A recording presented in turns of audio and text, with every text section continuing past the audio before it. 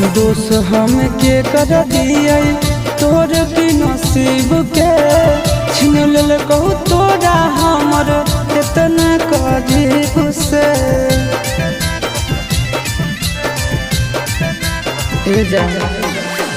दोष हम के कर दिए तोर की नसीब के छीन लेल कहू तोरा हमर इतना करीब से।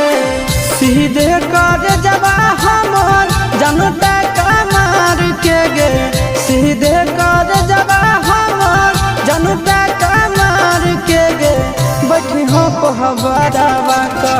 बड़ाबा में गाड़ के गे, बैठी हो बड़ाबा में गाड़ के गे।